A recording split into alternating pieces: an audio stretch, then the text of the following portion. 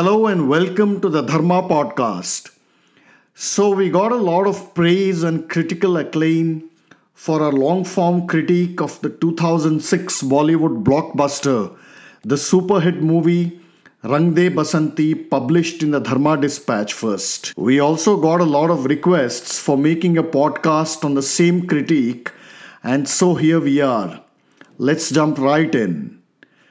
Rang De Basanti is jointly written by Rakesh Om Prakash Mehra, Kamlesh Pandey, and Rensil De Silva. It was produced by Ronnie Screwvala of UTV Pictures. Back when it was released in 2006, Rang De Basanti was a massive hit. All kinds of adjectives were used for it. It was described as a film that awakened the youth of India to political corruption.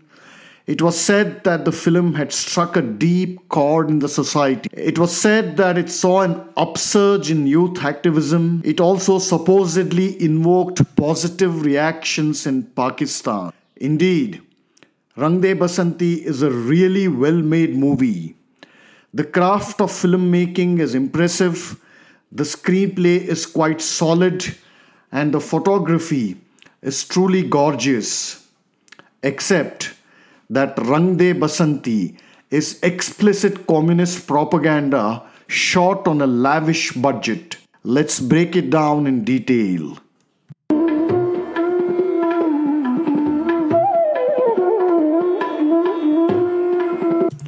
But before we get into that, before we try and understand how Rang De Basanti is actually communist propaganda, we need to get into a slight background of how communist propaganda was done in Bollywood in the 1970s.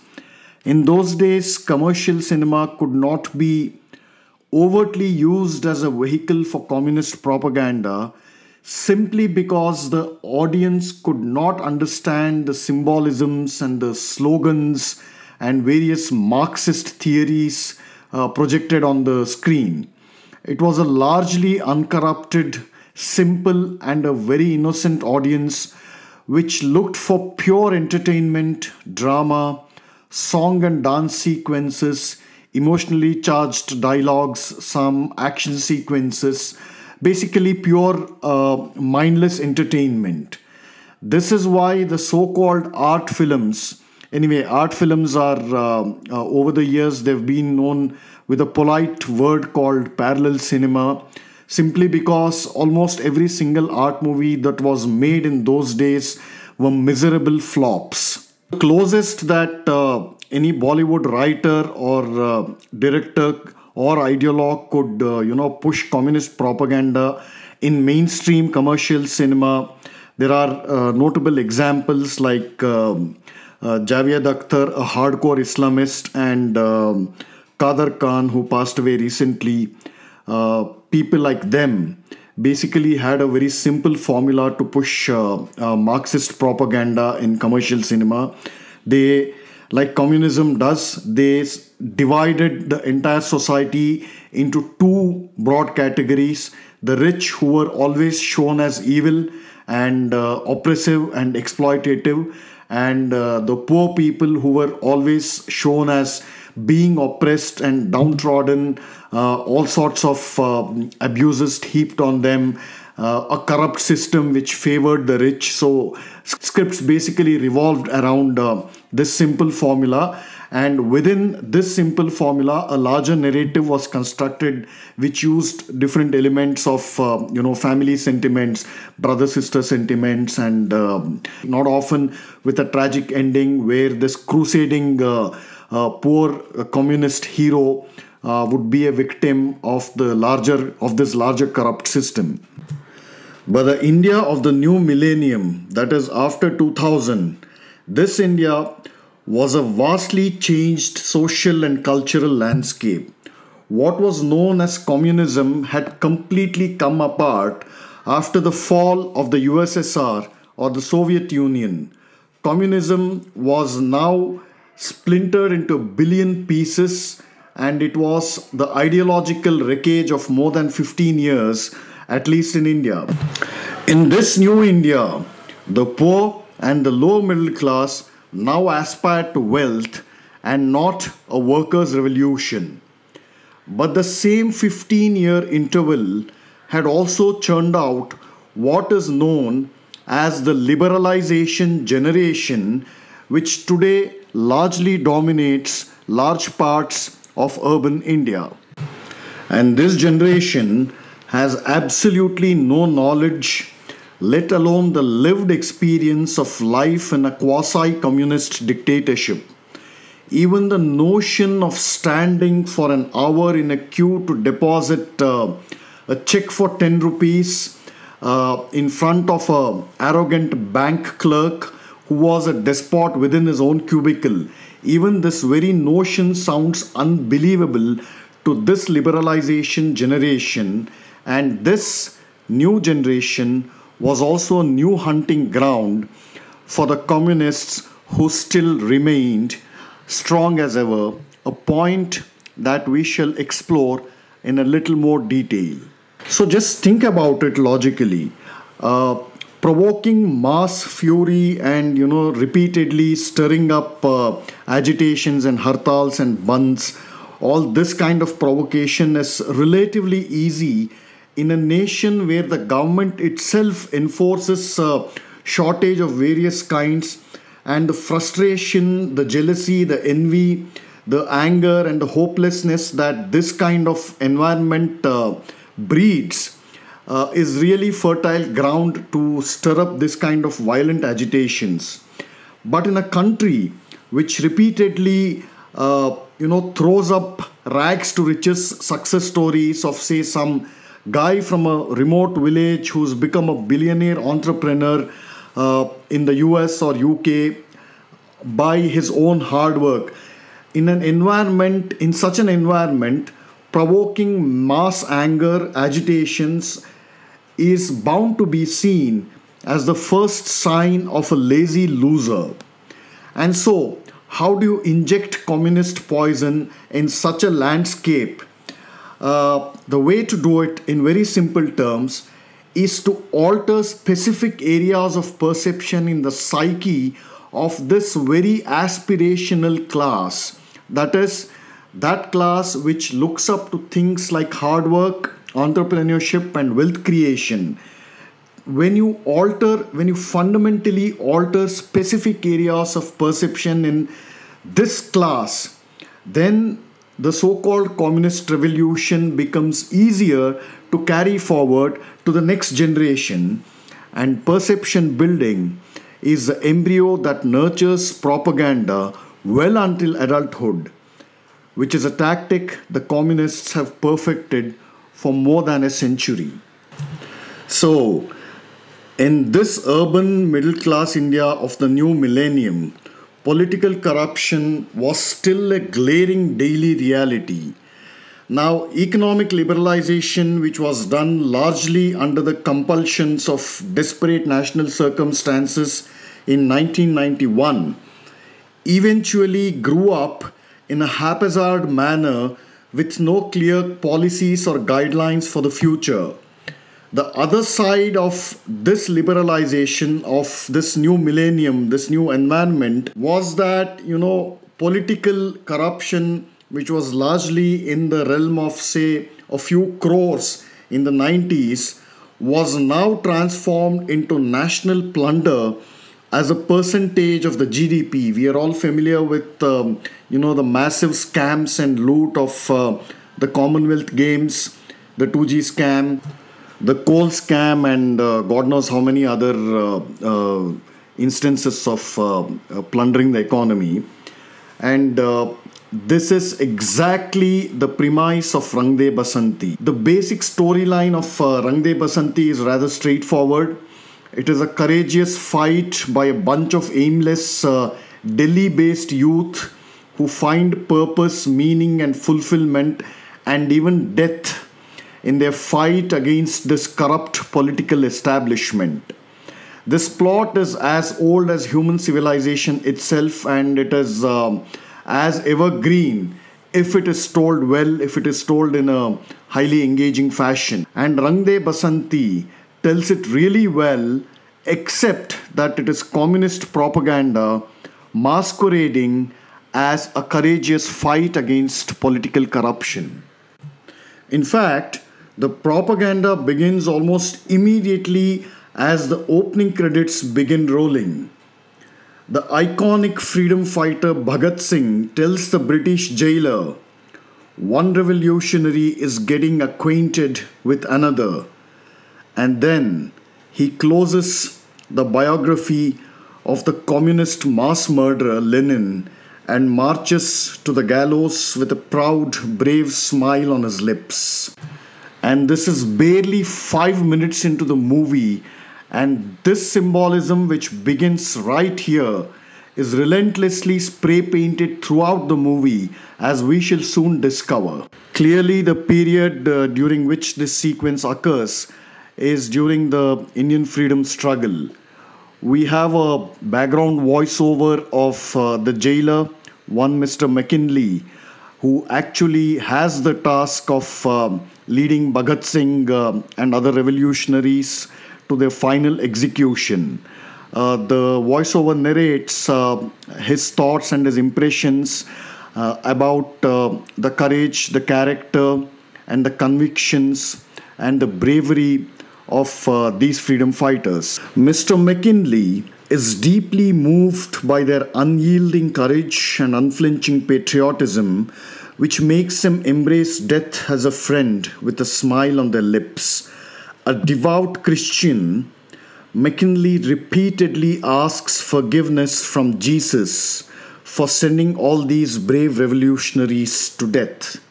He also leaves behind a diary where he records all these experiences as a jailer in India with all these revolutionaries. Cut to the present. We are shown the character of Sue, the granddaughter of McKinley, who discovers his diary, reads it completely, and is equally moved. She decides to do something about it, and that something is to make a movie, a contemporary movie, that showcases the heroism and the great patriotism of these great revolutionaries. The subtle propaganda is introduced at this point. Sue is shown as a journalist, a TV journalist working for a British news channel. Its name is revealed in the large signage behind the reception desk for about 3 minutes. World Vision. As all of us are familiar, World Vision makes no secret of the fact that it is a global organization for converting non-Christians across the world into Christians. And that, ladies and gentlemen, is how propaganda is done throughout the movie, at strategic plot points, through one-liners, props, backdrops, dressing, body language, dialogue. Sometimes it's subtle, sometimes it's direct. So a British filmmaker who comes to India to make a movie about Indian revolutionaries is itself highly revealing. The former colonizer returning once more to save and redeem the former subject race which has forgotten its own heroes. This is propaganda at its finest. And then we have a racist colonial echo somewhere. Look at what a mess these Indians have created for themselves after we left. But the infinitely more tragic aspect of this whole movie is the fact that this narrative, this movie, was made by Indians themselves, which shows the deep extent, perhaps the irreparable extent of our mental and psychological colonization till this date. And now we can quickly look at the main characters of Rang De Basanti apart from Sue, of course. We have Daljit Singh or DJ played by Amir Khan. Then we have Karan played by Siddharth. Then we have Aslam played by Kunal Kapoor.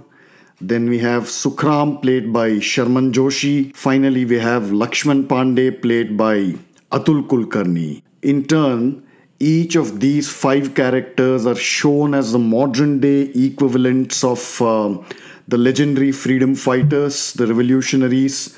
Amir Khan is shown as Chandrasekhar Azad. Siddharth is shown as Bhagat Singh. Kunal Kapoor plays the role of Ashfaqullah Khan. Sharman Joshi plays the role of Shivram Rajguru.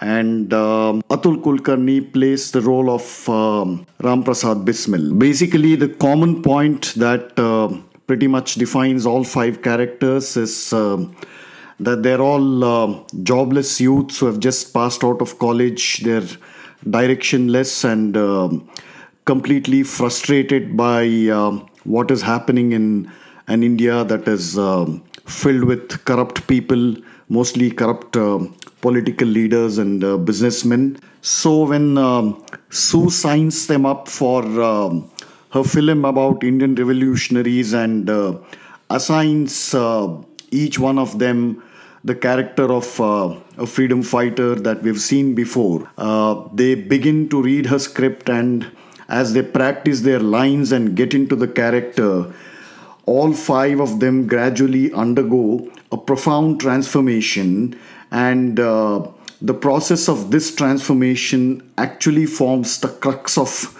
Rang De Basanti. The fact that there is a film in a film, that is, Sue is shooting a film in the film called Rang De Basanti. This itself is a great dramatic technique. It's not a new technique. It's as old as the origins of drama and theatre. This fact itself comes straight off the communist template of using art, literature, poetry, prose, novels, books, drama, and of course cinema as vehicles for propagating the communist ideology. So you might ask the logical question, what exactly is wrong if cinema is used as a medium to propagate, to spread the communist ideology in India? The short answer, everything. For the longer answer, we highly recommend that you listen to our podcast on the 100-year history of communism in India. So the logical end consequence, the final outcome of allowing unfettered access to communist propaganda in any non-communist country will chill us when we recall the fact that throughout its blood-soaked history, not a single communist regime has come to power through free and fair democratic elections. From Russia to the entire Eastern European bloc, the former Eastern European bloc, up to Cuba, communists have literally seized power through prolific violence and bloodshed against their own countrymen. And once they are in power, they have committed industrial scale genocide again against their own countrymen. Remember this final implication, this recorded fact of world history, if and when you watch Rang De Basanti. The physical setting in which Rang De Basanti, large portions of the movie takes place, is quite interesting. In real life, it was shot at the India Habitat Center in Delhi. But what the movie really shows is the campus of the Jawaharlal Nehru University. The director Rakesh Om Prakash Mehra simply can't get enough of it. The camera captures almost every nook and cranny of this real-life JNU, complete with its infamous Ganga Dhaba, which is the permanent hangout of budding and advanced communist students and ideologues busy spouting Marxism instead of attending classes, drinking chai, smoking endless cigarettes, and consuming banned substances, drugs like charas and ganja. So the voiceless undertone of the whole environment literally screams aloud. Revolution is not only heroic, it is sexy and celebrated. Every illegal activity is a celebration.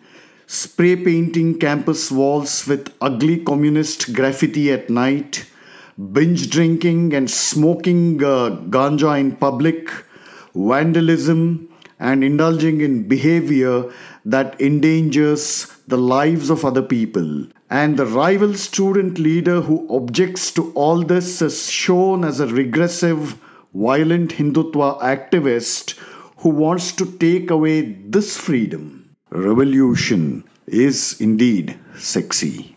Now let's quickly examine, in brief detail some of the major characters in Rang De Basanti. First, we have Aslam. He is shown as a stereotypical educated, middle class, decent and urban Muslim who's dressed up like Che Guevara. Aslam's father is shown as the typical frightened minority Muslim, and Aslam's elder brother is a typical Hindu hating hardcore Muslim fanatic, and he has become a fanatic simply because his father is a frightened Muslim minority. And then we are introduced to Karan, who's the frustrated son of a filthy rich businessman. And we all know Bollywood's definition of a filthy rich businessman. He has to be corrupt and shady. He has to indulge in all sorts of sleazy business practices, and Karan's father is no exception to this. In this case, Karan's father is shown as a guy who fixes all sorts of horrible, corrupt defense deals, which causes the deaths of Indian Air Force pilots. One such Indian Air Force pilot who dies in a MiG plane crash is a close friend of these five jobless youth. His name is Flight Lieutenant Ajay Rathod, and his death leaves them shattered quite naturally and forms a major turning point in Rang De Basanti. The corruption in defense procurement, of which Karan's father is a broker and a middleman, this corruption is directly linked to the Indian defense minister, who is shown as cold and cruel and heartless. He's willing to do anything to make sure that news of this is covered up. And so it is at this point in the movie that all these five jobless people find their real purpose in life, which is to eliminate this kind of political corruption by becoming revolutionaries, by taking some kind of radical action that will shake up the entire political system and send a strong message to the entire country. And it is exactly at this point that the film shows them as the modern day avatars of the heroic freedom fighters, revolutionaries like Chandrasekhar Azad, Bhagat Singh, Rajguru, Ram Prasad Bismil, and Ashfaqullah Khan. The sepia tone of the past merges into the brilliant colors of the digital present at this precise moment. This is the only reason, this is the main reason for why the narrative, the storytelling, the screenplay of Rang De Basanti uses the period of the Indian freedom struggle as an integral part of its entire premise, of its entire story. In fact, the blockbuster commercial success of Rang De Basanti would have been impossible if it had not been sexed up with cherry-picked and twisted narratives of these genuinely, truly revolutionary heroes of our freedom struggle. Now, Bhagat Singh was a declared admirer of Lenin. That is a fact of history. But his admiration was based entirely on the laudatory hagiographies of the psychotic mass murderer Vladimir Lenin. These hagiographies, politely known as biographies, had flooded markets worldwide during Bhagat Singh's period. And besides, Bhagat Singh advocated armed struggle to overthrow an oppressive foreign power, namely the colonial British. But who did Lenin overthrow in a murderous coup? whose blood did Lenin spill so copiously? He spilled the blood of his own countrymen, the Russians. Now contrast this yawning difference separating the fundamental character of Bhagat Singh and Vladimir Lenin. The former was a mere boy. He was not even 30 years old when he died. Bhagat Singh was innately noble. He was virtuous, compassionate, patriotic, and truly heroic. Now, one has to be congenitally evil at the level of the soul in order to be someone like Vladimir Lenin. But then appropriating truly great heroes, saints, and other eminent people is another great art form. It's a great achievement of a diabolic mindset that the leftists have perfected. In fact, for the longest time, the communists of West Bengal had tried to appropriate the legacy of Swami Vivekananda and tried to paint him as a great communist hero, but failed repeatedly and failed miserably.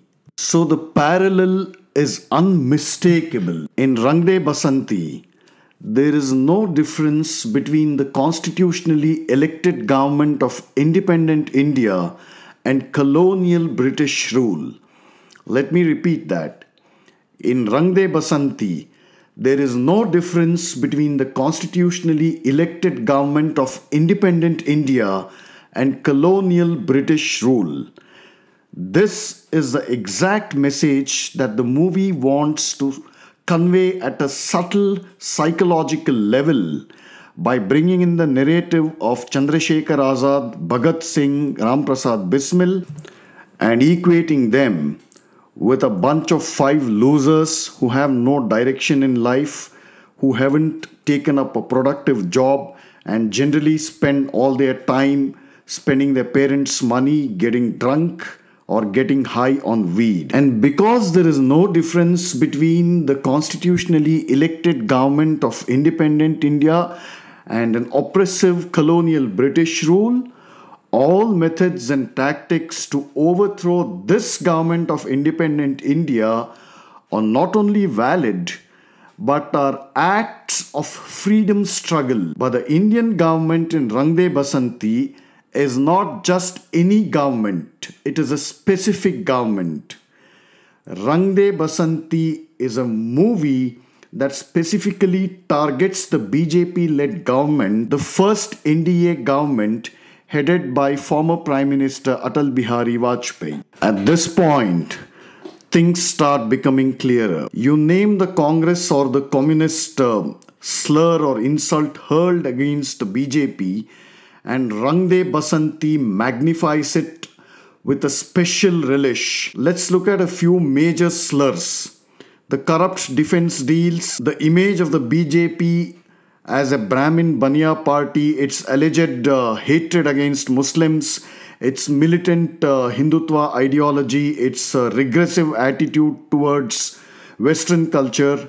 And it's not a coincidence that the Defense Minister of India, in the period in which Rang De Basanti is set, has the Brahmin surname Shastri. But just to be clear, this Shastri bears an uncanny resemblance to former Defense Minister, the late George Fernandez, who was forced to resign owing to the sleazy journalism of Tehelka, whose owner Tarun Tejpal is facing rape charges. It is also not a coincidence that the same Tehelka placed a glorifying cover page on its second anniversary, which was published in 2006. And guess the year in which Rang De Basanti was released? 2006. Try to beat this ecosystem if you can. But it is in the depiction and treatment of Hindutva and the BJP as a political party with a specific ideology that Rang De Basanti really bears its poisoned fangs. Lakshman Pandey, before discovering his inner Ram Prasad Bismil, the perfect metaphor of militant and regressive Hindutva as defined by the communists. His surname Pandey is indicative of a dominant North Indian caste. His violent boorishness and lack of manners is unmistakably rooted in his rustic Hindu cultural background and is therefore a misfit in that closeted communist circle. But it is Su who really awakens his inner Ramprasad Bismil, as he is incapable of even possessing such a faculty. Su, the large-hearted Su, the 21st century carrier of the 19th century white man's burden of properly civilizing this native Hindu. She has an unfinished colonial task, and Su discharges this great duty by healing the hostility between Lakshman Pandey and the 4 other jobless youth. But Lakshman Pandey still has a long way before becoming fully civilized. That occurs with the penultimate step of his violent disillusionment with his Hindutva party, with his nationalist party in power at the center. When Pandey confronts his mentor in the party, who's shown to be close to the corrupt defense minister, about the plane crash, the mentor has him beaten up right there. Right at that point is a suggestion. This is how the BJP treats its most loyal foot soldiers. Torn, wounded and bloody, Pandey is later offered weed by the rich drug addict, the same filthy rich Karan, sitting on the steps of a hospital. It's a profound moment. The rich chocolate boy Siddharth and the rugged rustic Atul Kulkarni sharing a drag, embracing communism. But the weed only brings temporary relief to Pandey, who has to take that decisive ultimate step before he is fully cured of the hell of Hindutva. That ultimate step is his apology to the decent Muslim Aslam. Lakshman Pandey is now thoroughly civilized. That is, he becomes secular. A new communist porn star is born. And that brings us to the end of the first episode of a critical deep dive analysis of Rang De Basanti. In the next episode, in part 2, we shall look at the various dangerous levels at which the communist propaganda operates in Rang De Basanti and add a few concluding remarks. Thanks so much for tuning into this episode of the Dharma podcast, and see you in the next episode.